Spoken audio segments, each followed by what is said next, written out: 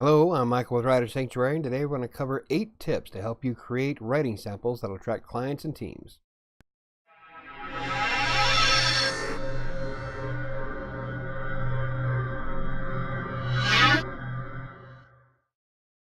Now, writing samples play a very important part of your profile in Textbroker.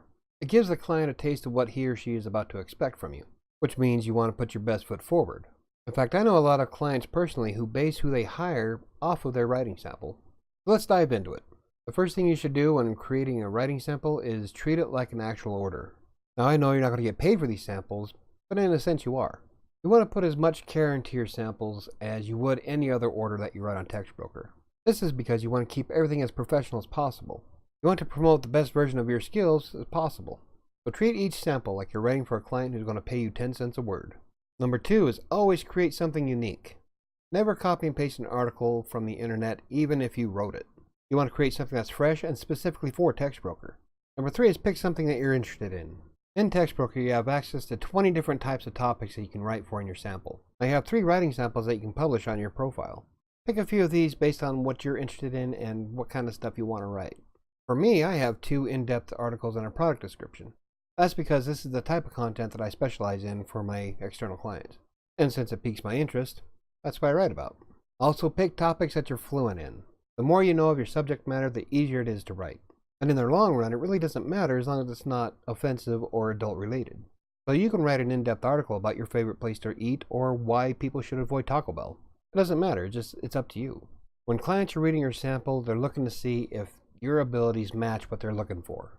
My past topics included everything from computers and networking to WordPress, Joomla, even a paint additive that I used to sell for my store years ago. As long as it's well written, you really shouldn't have a problem coming up with topics. Probably the best way to do it would be to focus your topics that you write in your samples based on what kind of client you're trying to attract. So say like you wanted to write something about WordPress. Clients looking for that particular skill set could come across your profile and read an article that you wrote based on something regarding to WordPress. It's kind of like sweetening the pot a bit. But most of the clients that came to me really didn't care about the topic matter. They were just looking for grammar, proofreading, and structure of an article. Number 4, always research the topic. Even if the topic is something you know, always do your research. Clients want to know that you will provide them with the most up-to-date and current information possible. Using an in-depth writing sample of why Hotmail is the best web-based email app isn't going to score you many points. Number 5, keep it short. If you're creating in-depth articles, you want to keep them between 500 and 1,000 words. If you're doing a product description, keep it at about 100. Remember, this is a sample of your abilities, not a full-blown article. Now, you can write a full-blown article if you'd like, but you really don't need to. Just as long as there's enough meat there for the client to get to know who you are and what you offer. Number 6, take your time. Don't rush a writing sample. Take your time and make sure it comes out to as close to perfect as you can. Think of these samples as kind of like a blind date. Just as you would dress up and practice good hygiene, your samples need the same amount of care. They are the first impressions of your ability, and you want to make sure that it's dressed appropriately. Number 7 is don't forget to proofread and grammar check your writing. You want to make sure that the writing sample is adhering to AP style layout, grammar, and spelling. I mean, seriously, the last thing you want to do is create a news writing sample about public outrage and you forget the L. Number 8 is always update your samples regularly. Normally, I suggest authors update the samples every 6 months. This is because your skills, abilities, and interests will change over time. You will evolve with every article that you write. For example, perhaps you started with news pieces, but then you moved on to wanting to do in-depth articles regarding products and brands. Over time, the way you structure sentences, readability, and basic grammar is going to change. And you want clients to see the best version of yourself possible, so always update your writing samples. So should you use tools like Grammarly? This is completely up to you. Grammarly does a good job for analyzing content, but I don't know if you should do it for writing samples. For one thing, if you do it for writing samples but don't do it for the rest of the work that's in Textbroker, clients could feel like you were practicing false advertising. That's making yourself look better than you actually are. Now, there's nothing wrong with using Grammarly if you want to do writing samples and use Grammarly to do Textbroker work. The only problem you'd have to face is paying the monthly subscription fees to Grammarly. Apps like Grammarly have potential to be beneficial. These tools will help you learn how to create content on your own without using the system. In fact, I learned a lot from Yoast SEO. That's because Yoast SEO taught me how to write an active voice and to keep the readability score from being too difficult.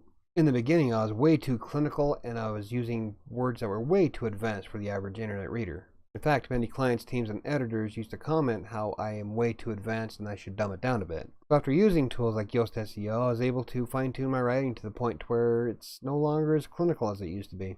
In fact, this has helped me submit orders while experiencing far fewer revision requests. So what do I do to create my samples? Personally, I use WordPress for just about everything. I've done a video about this in the past about how to use WordPress to write content for clients. I also use it to write my writing samples. The two biggest tools I use in WordPress for these samples is Yoast SEO and Jetpack. Yoast SEO will go through a lot of different points on how to fine-tune your writing for SEO, and Jetpack has the proofreading ability in it.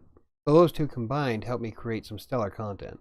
Of course, Jetpack's not the most accurate. It does miss a few things here and there, but it's better than submitting something at random. And for being free, it's not a bad system. So what's your favorite style of content to write? Personally, I'm into in-depth blog posts, but I have been known to do a lot of product descriptions in the past. Never really been keen on the news thing. I think it's because I've had some bad experiences with some very anal clients about news pieces.